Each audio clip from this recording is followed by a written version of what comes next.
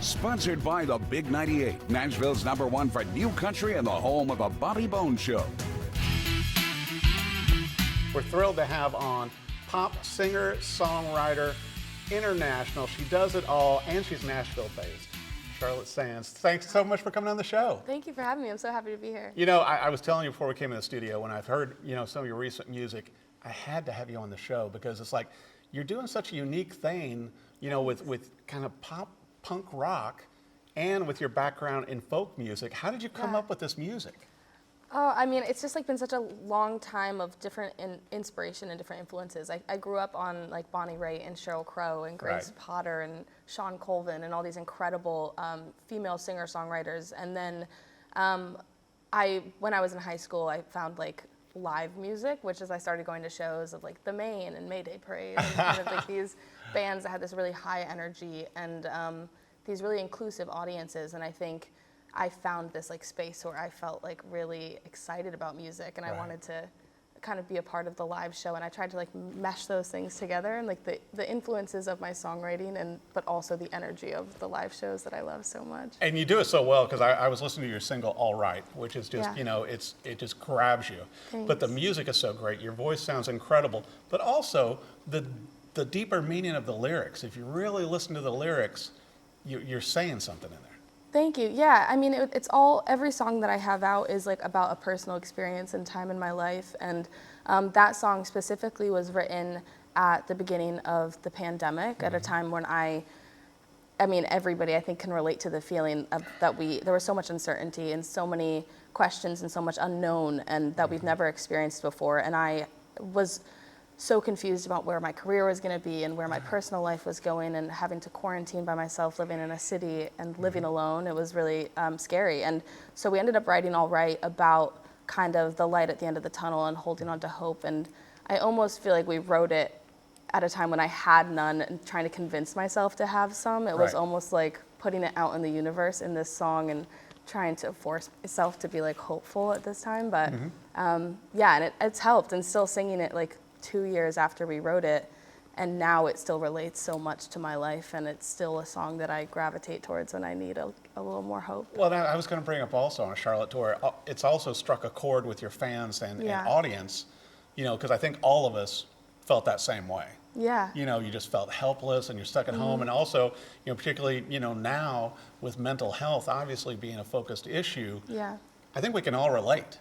Yeah, absolutely. And I hope so. And that's always the biggest thing for me is I think when I was growing up, I found music and I found the artists I love because they talked about feelings that I felt were just mine, but really a lot of people experienced, and a lot of experiences like that, like mental health and struggling with certain things. And so I always strive to kind of have conversations like that and to be able to talk about and sing about things that aren't just happy or easy or good, and to talk about the deeper stuff or the stuff that's sometimes uncomfortable to discuss. And I'll forever be somebody who writes music about those things and tries to have conversations about them. Yeah. Well, and it opens the dialogue for everybody, and just like on your single 6 Feet Under. Yeah, 6 Feet Under is kind of funny that both of those songs, I purposely released them back to back because All Right felt like the song that was hopeful and was I'm in this place, but I'm going to get out. And then 6 Feet Under is kind of the alternate side of that, which is I'm very much two people. It's very much waking up and being am I going to be the optimistic person or the pessimistic person today? The person who has hope or the person who thinks that they're just stuck in this place forever? And so 6 Feet Under is kind of the other perspective of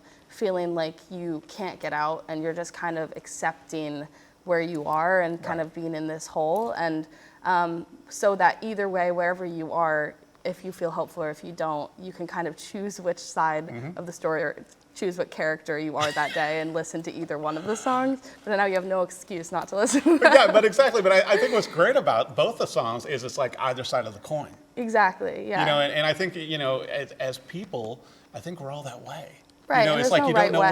it's there's you're going to wake up and it's most days, I wake up positive, but some days you don't. And that's okay. Right. And I think that's the biggest thing for me is that realizing that there is no right way to experience life or just like experience being an adult or what you go through in your like day to day.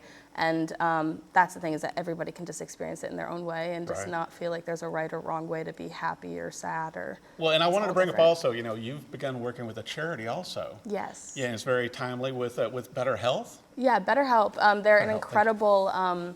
They offer like therapy services, and I actually found them before we even partnered together because you can do online counseling, and you can do it on your phone, or you can text, or you can do video calls from anywhere. Wow. So when I was touring, one of the biggest issues was that I wasn't able to have a therapist that I could use on the road because I couldn't go to in-person sessions. Sure.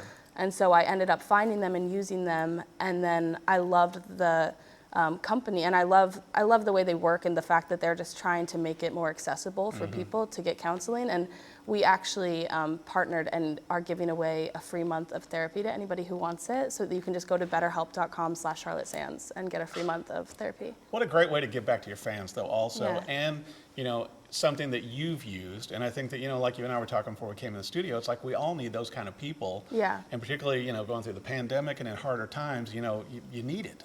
Absolutely, and I think that everyone should feel like they can talk to somebody and have somebody that's just in their corner. I think I've benefited so much from just knowing that somebody is there. Even if I don't call them or talk to them, I know that I have somebody who is like rooting for me, and their priority is my health and how I feel. And I think everyone should have that privilege of feeling like they have somebody to support them and like listen to them and care and make them feel safe and comfortable. And yeah, so I really hope that people take advantage of it, because it's benefited me a lot, and I think that everybody could benefit from therapy and Definitely. counseling. Yeah. Well, I think it's just, you know, facing those emotions and those Yeah. challenges that we all go through, whether, you know, personal life or health or whatever. I got to bring this up because, you know, 27 songs and 2 EPs Is that how many I have? since That's a lot of music. 2018. That's a lot of music, and I know you're working on a lot more. Yeah. But, you know, the song that really put you on the map to start with was Dress. Yeah. How did that come about?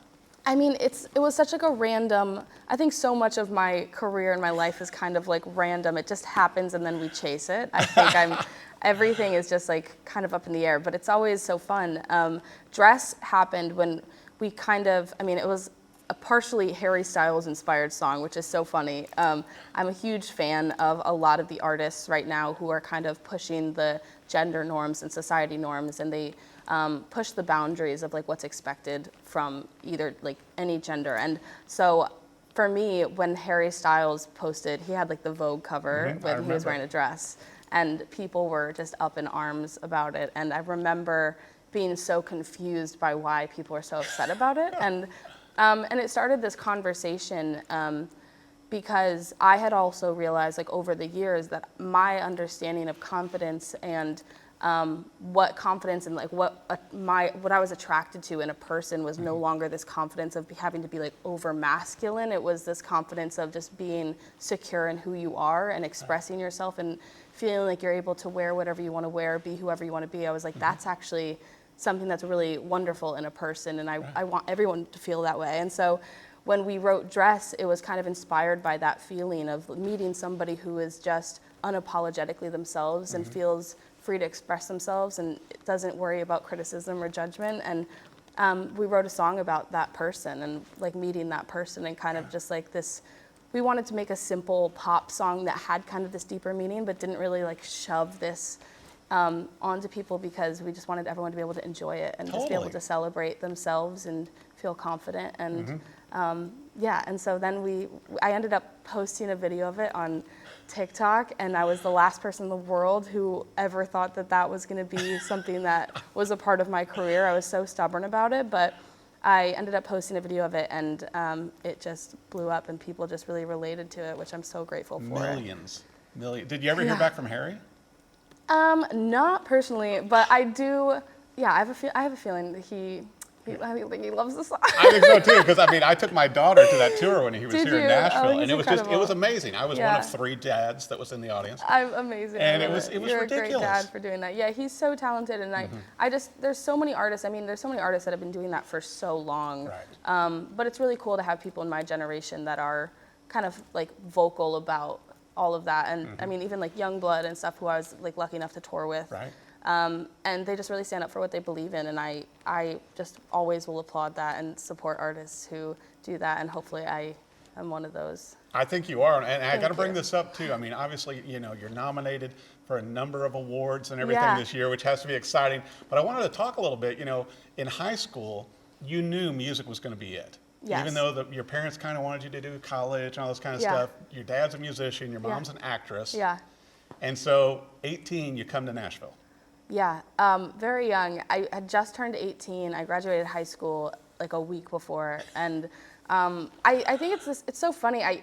It seems like such a weird thing to say that I just never had another option. There was never in my entire life something else that I thought I was gonna do. I was either like, even if I fail miserably at music, like I still will just keep pursuing it. Like I just don't have any other choice, and I've always felt that way. And I think my parents, since I was like 14 years old, knew that I was gonna leave the second I could. And like I have a wonderful family and wonderful siblings, and I'm so lucky. But they knew that the second that I was able to, I was just gonna get out and do it by myself and be my stubborn self and not let anyone help me. I want you to share this story about the drive here with your Yeah. dad, Oh, and God. about, you know, the promise you'd made to your mom. Yeah. And then you had that daughter-dad conversation before you got here. Yeah, my parents are so supportive, and they've always been so supportive of my music, but they are also wonderful parents in the sense of when I said I wanted to move here, my mom said to me, she was like, you can move to Nashville and I'll let you go and I won't fight you on it, but you have to have a place to live, you have to know somebody that lives there, and you have to have a job. And I was like, Mom, I'm an adult. I'm 18. I know exactly what I'm doing.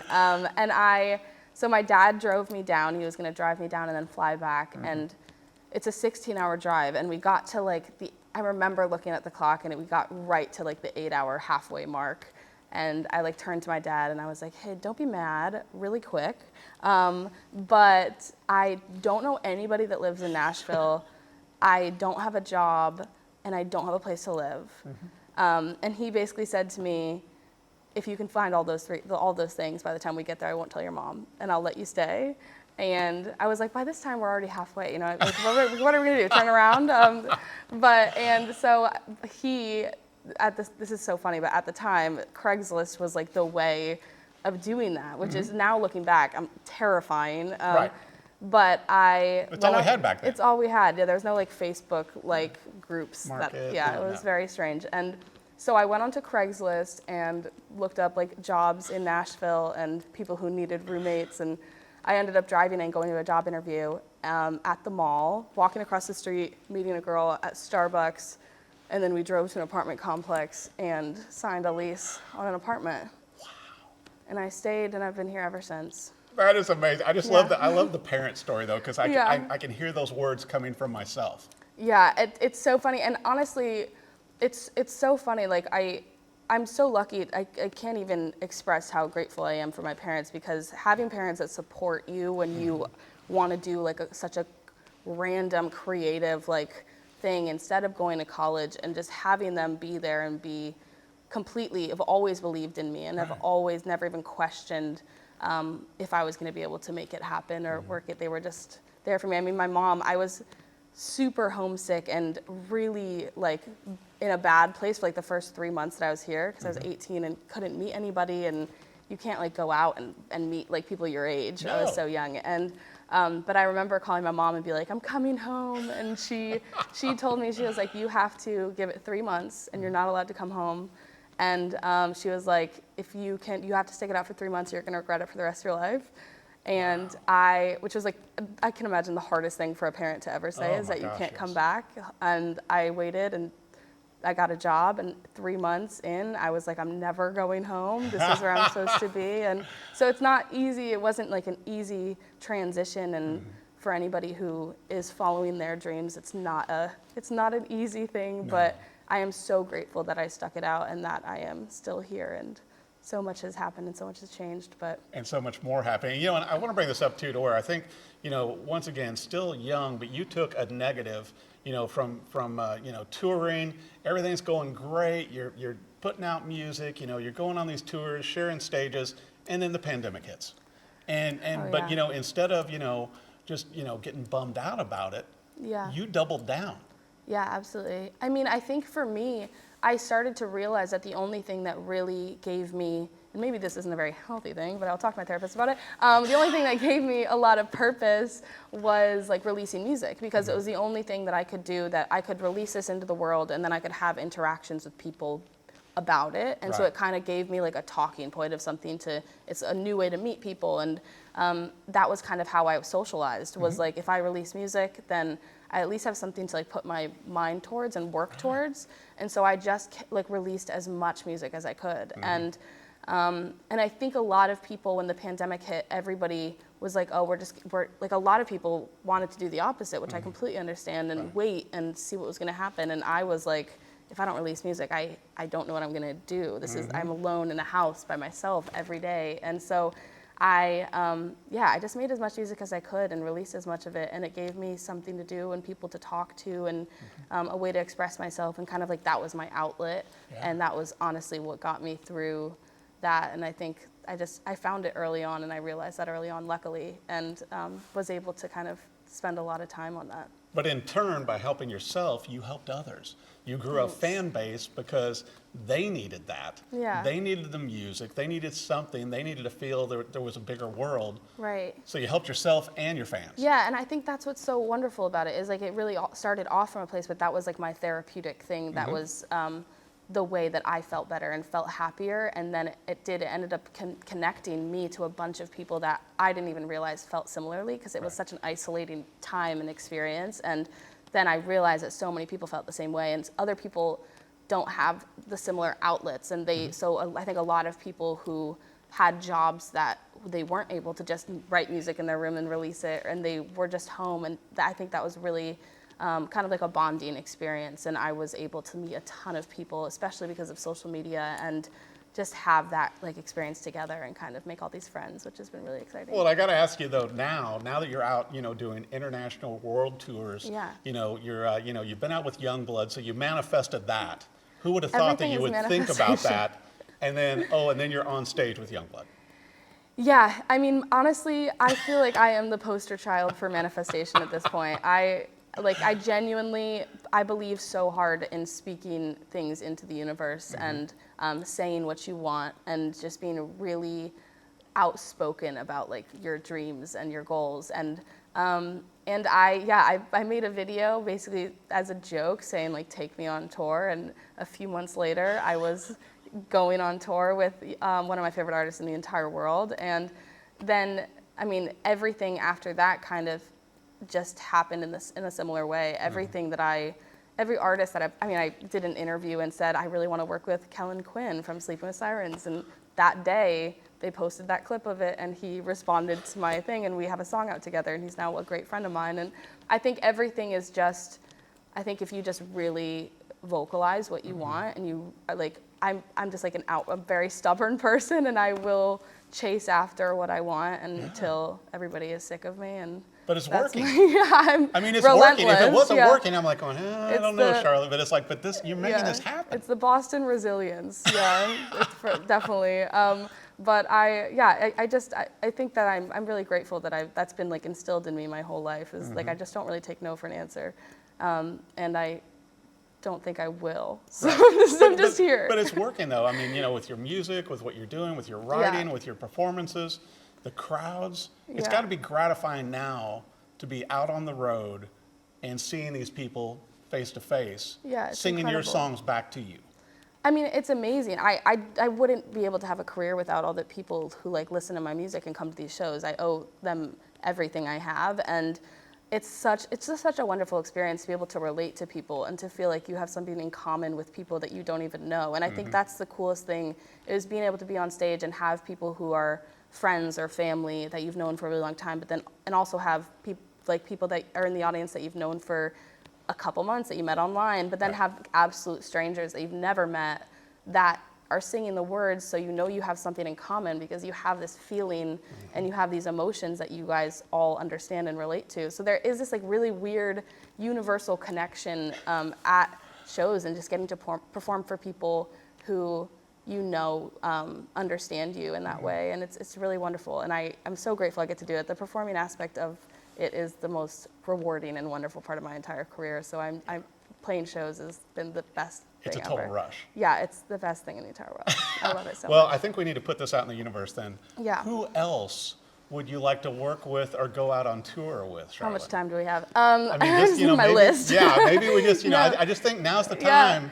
You've got an audience. It's great. I mean, I would say right now, my dream would be either Fletcher, who's an incredible pop artist, Right. and taking over the world. I would say Miley Cyrus, who has like always just been, I think she is like the definition of resilience as an artist. I mean, just constantly coming back and being always better than she was before, and just it's just so inspiring to watch. And then I would say Pink. I think Pink is like an undeniable superstar, and she's just been like such an icon to me, and I just yeah, everything I do I feel like is a lot of the music that I make is inspired by the music that I grew up on, which was hers. So. Right.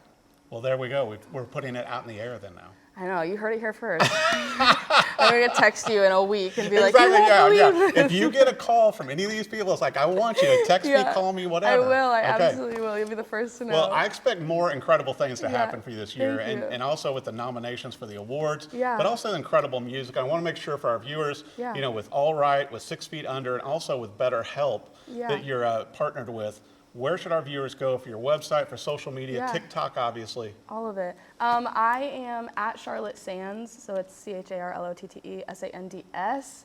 I'm honestly surprised I didn't mess that up. I feel like that was very fast. And then www.charlottesands.com is my website, and has all my touring information and merch and all the fun information that you can find. But yeah. And more Sign up. great music. Yeah, it's coming. And playing a lot of festivals this year. A lot of festivals in the U.S. and then a lot of international festivals as well that I'm so excited about, because those are my first time ever doing a festival outside of the States. So. And I had to schedule you in around your tours just to get you in here in Nashville, because you know It's you're here for crazy. like 2 days. Yeah, I'm back and forth. I'm going to LA tomorrow and just doing some writing sessions, and I come back for a few days and do some shows, and just all over the place, trying to stay busy, you know. And then try and hit Jack Brown's in between.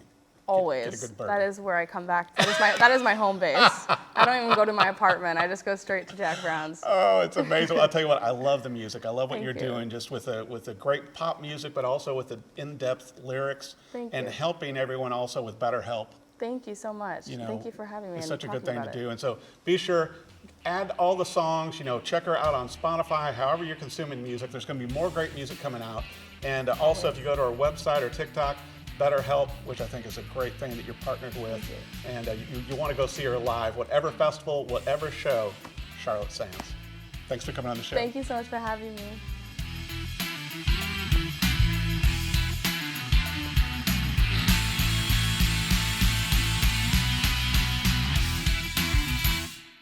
Sponsored by the Big 98, Nashville's #1 for new country and the home of the Bobby Bones Show.